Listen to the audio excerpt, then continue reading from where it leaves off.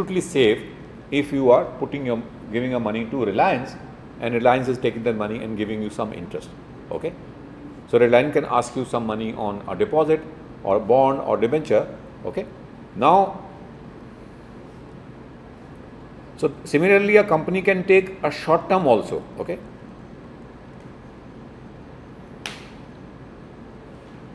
okay, now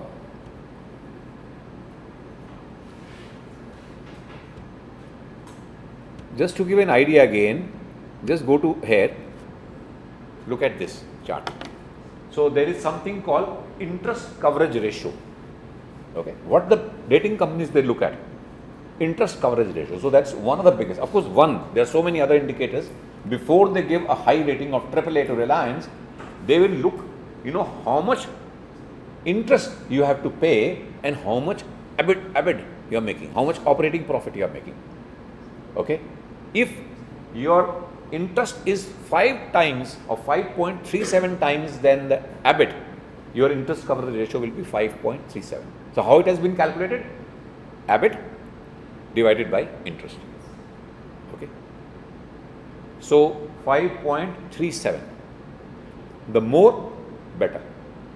Okay, now a ratio of close to about 3.5 to 4 is considered to be safe. That means if company is earning 5 times more than what interest they are supposed to pay, so if even something happens to the company, the profits comes down, they can still manage to pay the interest. Okay, so the higher it is, the better it is. Interest coverage ratio is the most important coverage ratio, which will tell you how the company, like let's go to say Ultratech again and check. Ultratech interest coverage ratio is how much? 6.27. Is it better than Reliance? Is it? And what is the formula for calculating the interest coverage ratio? EBIT upon interest. How many times you are earning more than the operating profit? How many times interest you are paying over the operating profit of the company? Okay, fine. So Ultratech is having a very good interest coverage ratio, so that's why it will also enjoy a high, normally it will enjoy a high rating. So let's check the rating again. So the rating is again AAA because it's doing well. Okay, okay, so let's come back. Now the last thing, which is very important. So I'm not going to write on the board, though I could have written and explained, but I'm just giving an example. Just listen to this example. There are some numbers which I'll be throwing and you have to catch in your mind. Suppose if you're doing business and you require money. So you have two choices, either to put your own money or borrow. First of all, a person will start with some money of its own, isn't it? Always. Suppose you have 100 rupees or 100 crores, for example. Let's say 100 crores. So you own money, 100 crores. And you earn a 20% return on that 100 crores every year. Okay, which is a good return. So how much money you are going to get? 20 crores. Suppose you don't have to, let's say that there is no tax in India or anywhere, just for simple reason. Okay, otherwise you have to pay tax. Okay, and if I even include tax, it is not going to, I mean the problem with tax example which I am giving holds true even if you consider and complicate with the tax also. Suppose you are not paying any tax. So what is your profit? 20 crores. And what is your total return on the total capital, which is your own money? 20%, isn't it? 20 divided by 100. So return on capital employed, which is entirely equity. So your return on capital employed and return on equity are same. So look at this. Return on capital employed and return on equity. They are two indicators. Okay, fine. So return on equity is 9.2% and return on capital employed is 10.9%. But this was the example. So the example was that you have earned 20 crores on 100 crores of capital. So in that case, these two numbers will be 20%. Is that okay? Now you are very happy with that. You think that it's a great earning 20%, and you suppose you keep continuing earning 20%. But here, in the second case, you borrow money. Now You need to expand your business. So you need another 100 crores. Okay, just listen carefully because I'll ask question after completing this. Suppose you borrowed 100 crores at 10% interest from a bank. How much interest you are going to pay? 10%. Okay. Now, how much capital now you have in total? 200 crores. Suppose you are earning 20%. How much your earnings will be? 40. So that means your operating profit will be 40 crores. EBIT will be 40 crores. And you will be minusing the interest which you have to pay to on a bank loan. How much bank loan you are paying? 10 crores. How much money is left for the shareholders? 30 crores. And what is the shareholders' capital? So what is the return the shareholders are earning? 30%. So the shareholders have done nothing. Only the company has borrowed money and the shareholders' return have magnified from 20% to 30%. Why? Because they have borrowed another 100 crores and paid only 10, and that 10 which we generated out of the 100 had gone to the shareholders' kitty, and their return have gone up by 10 further percent. So it has gone to 30%, and that's called the leverage impact. That's called what? So when you have a debt in your capital, then the company will have a leverage impact. It can magnify the returns in a good time, but just think about that you borrowed money, okay? And now what happens? There's a bad time, you couldn't foresee that, and your profit was only 10%. So on 200 crores, what was the profit? 20. And how much you paid to the debt? 10. How much is left? 10. So 10 divided by 100, how much is the return for equity shareholders? 10%. Earlier you were having 20%, now you are having only 10%. So in bad times, your profits are going to fall because you have to pay it's a fixed interest has to be paid. Then the rest is the residual profit belongs to the shareholders. Either it can magnify the returns, the use of debt can magnify the returns, or it can magnify the losses of the company also. It can reduce the profits of the company, sometimes it can even generate losses for the company. So debt is more, the company becomes more riskier. Okay? The company becomes riskier, the shareholders will shy away from giving further capital to the company. Okay, so there is the con of or the disadvantage for the companies to go and take loan. Though debt is cheaper, because more the debt you take, okay, when should the company take debt? Now there are two scenarios. The next year is going to be phenomenal. The next year is going to be very poor. So company is planning to take debt. Will you allow the company to take debt? Under what scenario? If it is presumed that in the next year we are going to generate really higher user profits, Yeah. then taking debt would be a viable Absolutely. solution. Absolutely. And if we think that the market is highly volatile and it is very risky because of the tariffs and all the uncertainty in the market, then having equity would be the correct choice. Okay, yeah, absolutely. So that means the companies will generally follow a principle. If the next 2 or 3 or 4 years are going to be very good and company is on a growing path, then the company has a fair chance of taking debt and earning higher returns for the shareholders. But if the next 2-3 years are uncertain, they can be the country is going to pass through some kind of recessionary phase, so companies should not go for debt. Is that okay? Fine. So you have two ratios, return on equity and return on capital employed. Now, when I gave you an example, the return on capital employed, when a good time, the return on capital employed was 20%. But return on equity was 30% if you borrowed 100 crores.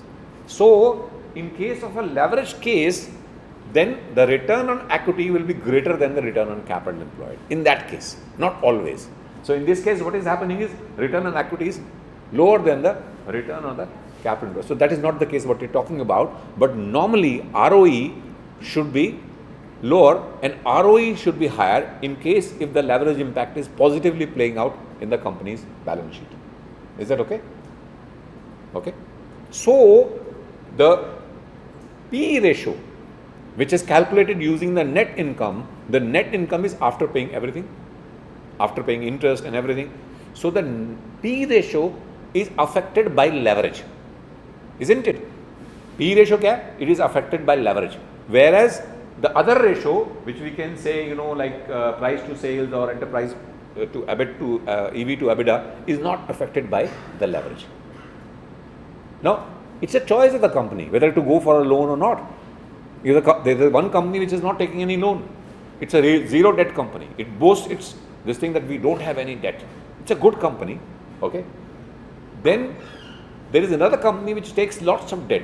Now, which were the companies which are taking lots of debt and which came into news? जो काफ़ी बड़ी news में आया कि काफ़ी पैसा उधार ले लिया, and then the share started falling, and there was some kind of the ruling government was always been after that group. What is that group? Adani Group. Okay, so if you look at Adani's, all the companies at one time they were on a high debt. They're using a lot of debt, so they had a leverage play in their balance sheet. And Adani has grown bigger and bigger because of use of debt, because debt is cheaper, okay? And the businesses were growing, and they were getting a lot of support from the government, as well as some infrastructure projects they were getting, and they were growing good. There's nothing wrong, if you're doing in a business and you are building roads, solar energy, and everything. It's good for the country, and if the government also supports, there's nothing wrong. Some people can find fault in that, unless the person who is supporting, he's also getting, the government is also taking some bribes from that, business people, then we say it's wrong. Okay, fine. So now if I ask you, the ruling government is taking some bribe from Adani, most will say, we can't say that, and that will not be the case most likely. Otherwise, in the last 4-5 years, it would have come to light. Okay, but anyway, we are not going to the political angle, but fine. So the P ratio is impacted by leverage. So that's why we say that the P ratio is not a very good ratio to do a valuation of the company. If you have to choose any ratio, now there may be some companies who are not earning even net income. They are not profit positive, but they will be EBITDA positive or EBIT positive. So if you look at the companies list today, suppose there are 5,000 companies, you will find only 3,000 companies are making net income, PAT positive. I say PAT positive means profit after tax positive.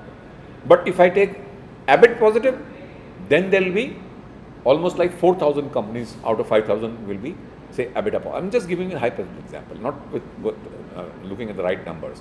But if I say EBITDA positive, then almost like 99% of the companies will be EBITDA positive, isn't it? Do you understand what I'm saying? तो जितना हम ऊपर चलते जाएंगे cash profit level पे, then the number of companies who are doing well will increase, because if it go down to the net profit level after meeting out the interest and everything, then the profits will fall, okay? And some companies may not be PAT positive. If the company is not PAT positive, we can't calculate the P ratio also, okay? If the company is not making any net income, we can't calculate P. We can't do the valuation of that company. Okay. Now, when I was working in a company like Idea Cellular about 15 years back, these companies were all PAT negative, but they were EBITDA positive. Okay. And that time, because this business was likely to grow much faster, so there was a lot of merger and acquisition happening. So they used to do the valuation on the basis of EBITDA, not on the basis of net profit. Okay. If the company is EBITDA positive or EBIT positive, then there's highly likely chance, and you can understand which company is doing well. Okay. If the company is PAT negative, that means the company has taken a lot of loan. Okay. Like why the companies like telecom companies were making losses. They were into huge losses. But if you exclude their interest from their balance sheet, if they were being using their own capital, then most of the companies were profit positive. Because they were in a huge losses, because they have taken a lot of spectrum, the bandwidth from the government. The government was auctioning a lot of bandwidth, and there was a kind of what do you call, people will bid for those bandwidths, okay, auctions. So those in auctions, they had to pay heavy amount to the government. So those companies had to take a loan to give that money to the government. So they became into heavy debt, and they could not service the debt, and they were into losses. Okay, fine. So So sometimes if you have to value a company, and if you are, when in stats, if you take a sample, okay, and you take a sample and try to find out how these companies are doing. Now here what we are choosing 7 companies, say out of 50 companies in India, listed and unlisted, we are choosing only 7 companies, and we are trying to analyze and finding out what is the result of those cement companies, how they are performing. So if we do it on a basis of P ratio, then we are actually not doing justice, okay, because our sample will be biased. We are ignoring almost like 30 to 40% of the companies at all in our sample. If we say I'm doing on an EBITDA basis or EV to EBITDA, then I'm choosing most of the companies and doing the analysis, okay, then my sample is not that much biased, because it is covering 90% of the universe. If I say P ratio, I'm covering only 70% of the company and doing my analysis. So that is one of the way of looking at it. So let's go back to the table and see that. So here we have sales, then EBITDA, EBIT and earnings. So we just take all these 3 numbers, sales, EBITDA, EBIT and earnings. Now how this has been calculated, been shown in the the sheet below. I'll just take you that. Now first is, before we go and understand how it has been calculated, all these 3 numbers which I have done here at the bottom, okay, what I have done is basically we have just gone to the individual companies and taken how much operating profit, what is my other income, what is interest, what is depreciation. I have calculated everything, okay, fine. And at the end, we calculated the PAT. PAT is used for calculating the P ratio, okay, and EBITDA and EBIT will be used for other valuation metrics, okay. Now since the PAT, now there are some companies which are having which this is a consolidated balance sheet, so these companies have certain other companies who are subsidiaries of these companies. So these companies are consolidated. If you are in India, you are doing business and you have another company and you hold more than 50% of its share capital, then that company's profit will also be clubbed with your profit, and you will be showing a consolidated numbers in your balance sheet, okay, fine. And I'll show you an example, through an example, a simple example, how the consolidation is done, okay. Now that means you have to exclude the minority share, okay. That means the profit of Grasim industry also contains the profit of Ultratech. So that Ultratech profit has been excluded from there, and then we have the adjusted net profit, and even the exceptional items have been excluded. The income which contains exceptional income has been excluded. So now we have adjusted profit for the PE ratio. So I have taken this for calculating my PE ratio. So let's go back again here, and then we have all the, now we come to the, first of all we just build in all these ratios, okay. So price to book ratio is simply the punch number.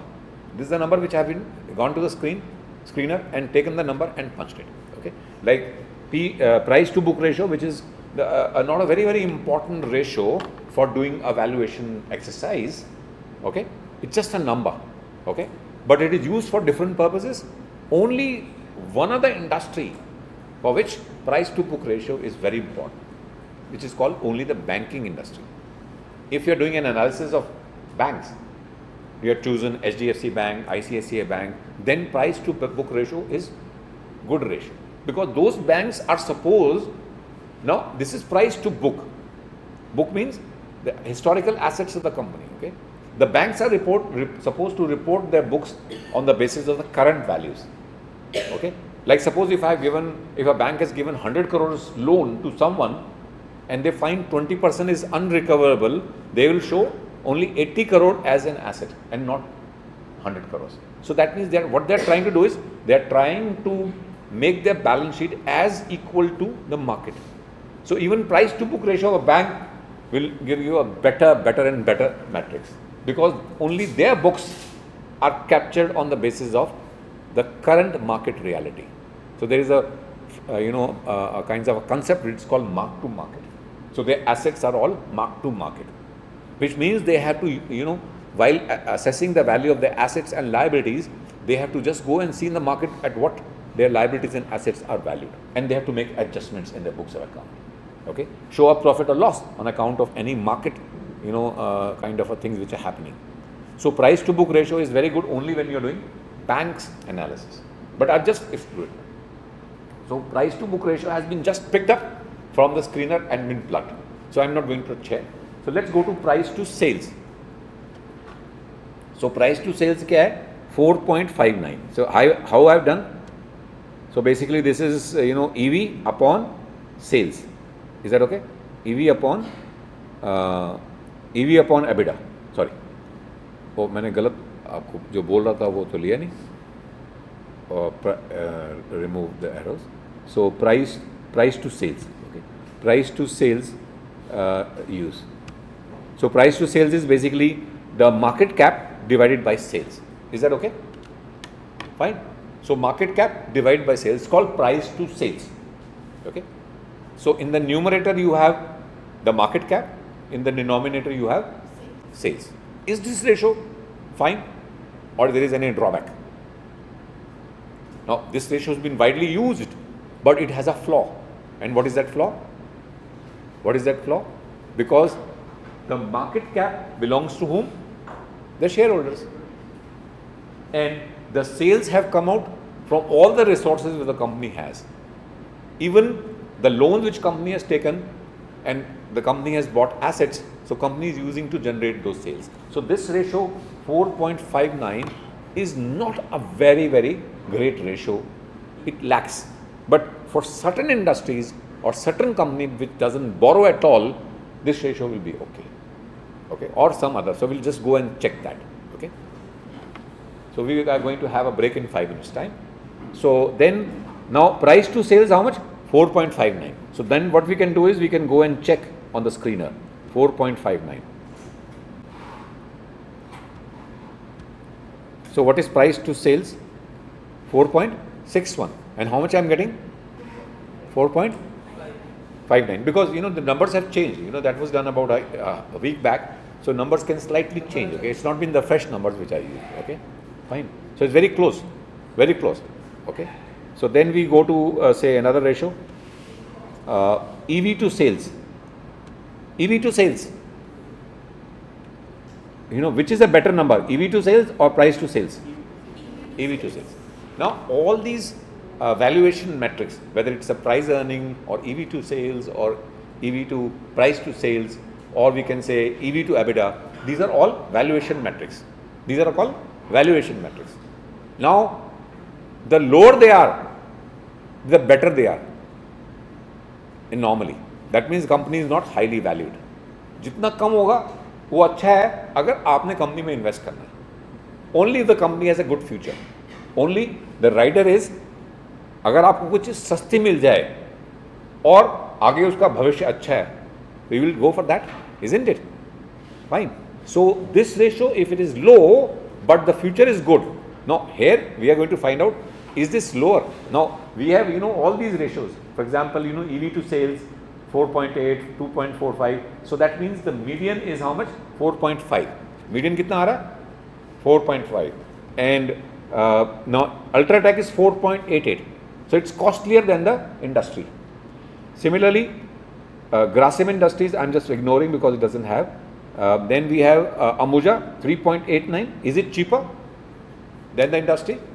Yes, it is cheaper than the industry because the industry is trading at 4.5.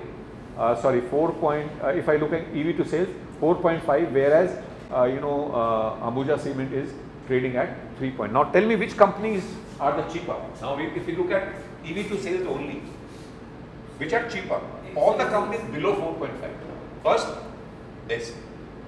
Which is this company? Ambuja. Second, JK. Yeah, JK is almost at par. Then we have Dalmia and ACC. So these companies are cheap. Okay, fine. Is that okay? Now, if they are cheaper and good, if they are below the industry. So that is the first test. The second test will be what is their future. Okay, what is their future? So for future, we look at the growth of those companies. How those companies are going to grow. That means how much the profits are going to grow. Okay. So let's go to the growth straight away. So growth is how much? So this is the growth. So that means the profit of Ultratech are going to grow by 32% every year. So this is a future growth. Okay, I'll tell you how it has been. What we have done is we have just gone and find out how much their profits are going to grow in the next 3 to 5 years. Okay, average profit, and we have put this number here. Okay, what we have done? We have put the number here, and we have actually taken this growth here, 32.19. Now this is the growth. Now tell me which is the company which is now the average growth is how much? 33. That means cement industry is going to grow their profits at 33%, which is phenomenal. If you go in any other industry, you will not find this much of growth. Okay. Now, which is the company you find is going to do the best? Of course, if there is a Grasim, but exclude the Grasim because the Grasim is not the right thing. So we have Dalmia Cement. Okay. So this is and which is the company which is not going to grow at all? ACC.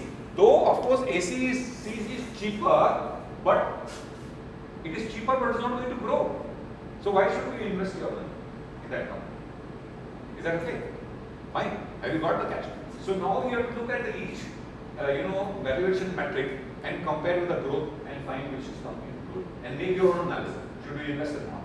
Now, how this growth has been calculated? So how it has been calculated and from where do you get this number? It is at the bottom. I'll just share you the format fully. So growth in EPS, Ultratech. So 2024, which is already gone by, 2025, okay, 2026 and 2027. So there are certain years which are going to come in future. So what is the earning per share the company has made in 2024? 208. Next year, how much they are expecting? 313, which is 2025, which has already now been, result has been declared. So 2026, 399, 2027, 474, and then we took just an average, okay, and calculated this 32.9. Is that okay? Fine. And then I'll just take you from where it has come. So what I have done is I have just made for each company I made a separate file. So there is a site called Trading View site. Trading View karke site I'll just take you to. Okay, I'll just take you.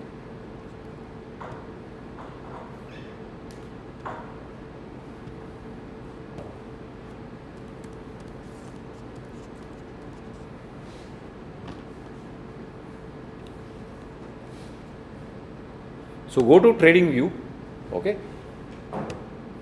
It's a paid site, but you will get all the numbers even free. So then you go to the markets, go to the countries, go to India, okay, and go to say Ultratech.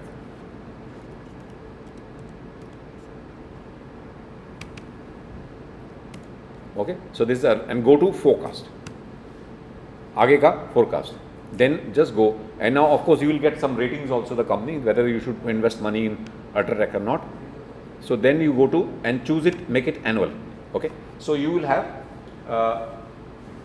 the profits at the bottom. Okay, now this is a very important number. From there only I got the numbers and picked up there, put it in my Excel sheet. So you have to do it again, do it yourself when you make yours. So this is the years. Forecast. Now these are the forecast. When the site had made, so 2025 yet not completed, so they are saying forecast.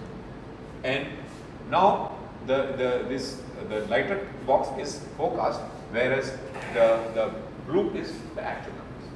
So all the analysts, what they are doing, they are trying to calculate what is going to be the earning per share. Every year, every quarter, every day, every week they are doing it. On a weekly basis they do it. Okay, fine. So now in this case there are about how many in merchant bankers who are involved?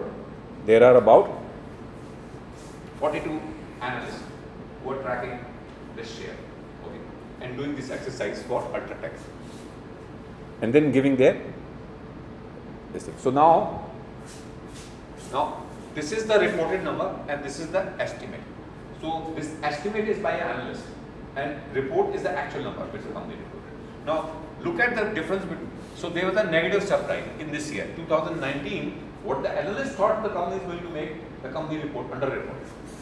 This 6% was over-reported. That means the analyst can also make mistake, and this analyst is the mean number. Of the 42 analysts, how much they say, how much earning per share, because everybody is coming for their own, number. So this is just the mean number. Okay. So they have got 1, 2. So in the last few years, Ultratech has been showing little less than what the analysts have been checking. But only this year there is a 6% drop. There is a 6% negative surprise. Otherwise, the rest two were almost in line. 1% here and there doesn't make big difference. Okay, if suppose that's the case. So then you can look at the EPS of these numbers for 476, 400 and 333. Okay, this number will keep changing after every month. So analysts will keep updating this number. So you pick up this number and plug it into your Excel sheet. Okay, for each company. And also while doing, you can just even plug this also. So ultimately you want to tell, whether this company is good or bad. So there is something पकी पकाई खीर है, उसको उठाओ और डाल दो वहाँ पर. So this is so this company, out of 42, 28 people are saying go and buy, and they are saying buy, and then they are saying that the price target is 13,400, and currently the share price is 12,000. So the 1 year target is there, so which is good. Okay, then. So now each analyst, there are about 42, so maximum they can say that it can go to 15,100. So some of the analysts are saying the share price can touch 15,100. There are some analysts which are saying that it can go down to 7,700, because there are some people who are saying strong sell also. So the average is 13,546. So not all the analysts are saying bullish about Ultratech. There are certain analysts who are bullish, more bullish, less bearish. So while we are just trying to find out what should be the right one, then we should go over the average consensus of all the estimates, of all the analysts. Okay.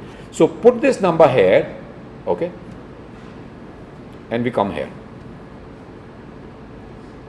Come back to the cement industry.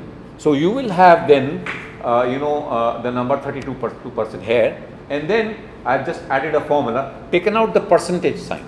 Take out the percentage sign, because when you divide and calculate, when you take the growth, then the last thing before the break, very important, is this one. So you calculate the growth, isn't it? Growth calculate kar liya. Now there is another ratio called PEG ratio. I just shared a video also, so just go and watch this video. What is PEG ratio? Now the growth, companies are growing, share price is also growing, isn't it? Fine. अगर growth अच्छी है तो people will buy. Now sometimes the growth is good, the share price has gone ahead of the fundamentals. People have thought it's very good because the market can make mistakes. Markets are bullish, analysts are bullish, because there are a lot of retail people are buying and pushing up the prices. So we want to know, even if the share is doing good, the growth is good, but it's still worth buying up. So what we do is we calculate the PEG ratio. That is the P ratio divided by the growth. P ratio divided by the growth. So it will give you a PEG ratio. So the average ratio is 1.6. The rule is, if the PEG ratio is more than 1, then we say the share price is overpriced. Share is trading at a premium compared to its growth. Okay. Wherever it is less than 1, we say the share price is trading at a discount to its growth. When it is trading at 1, we say the share price is okay, perfectly priced. But the entire market seems to be overpriced, because the shareholders will not, the investors are not going to stop. They are going to keep buying and pushing up the price.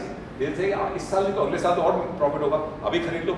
अगर चीज़ अगर बहुत महंगी हो जाएगी, now if you come to know that if you want to buy a house and the houses are becoming costlier day by day, so somebody says go and buy भाई, ये जो घर है अभी 1 करोड़ का है, ये 10 करोड़ का हो जाएगा. अभी 2 करोड़ का मिल रहा है तो आप खरीद लोगे ना, क्योंकि आगे 10 सालों के बाद तो 5 साल 2 करोड़ का हो जाएगा, लेकिन अभी महंगा है, फिर भी will buy. So similarly, the PEG ratio of 1 is considered to be good, which says that the share prices are fairly priced, but still you are buying. So that is what is happening in the market. People are pushing up the price. Okay. So the PEG ratio is nothing but the P ratio divided by the growth. So if it is above 1, that means the PEG ratio should be 1 only. So the growth and EPS the EPS should be at the P ratio and the growth should be at par. If the P ratio is 30, the growth should be also 30. Then we say it's okay. If the P ratio is 30 and growth is 20, then it is 1.5 PEG ratio. So that means the share price has gone past its growth. Okay, it's trading at a premium to its growth, isn't it? Okay, I'll explain all this again after the break. The last thing before we end, the last thing is called the beta and standard deviation. That is the risk. Okay, risk. If the stock is riskier, you're not going to buy it, isn't it? अगर stock बहुत risky है तो नहीं खरीदोगे. Okay, अगर growth बहुत अच्छी है, रिस्क कम है, तभी खरीदोगे. रिस्क अगर हम देखते हैं तो beta is the better one, okay, than the standard deviation. Both are measure of risk, but beta measures the market risk. So if the beta is above 1, we say it's riskier than the market. So which company is having the least risk here? Shree Cement. So Shree Cement is least risky compared to all other companies. Okay. But if it has a high growth, go and buy because the growth is good and share is less risky. Okay, so that is the catch. So we'll come and do it after the break. So we have at 10:45 we will meet briefly for 10 more minutes.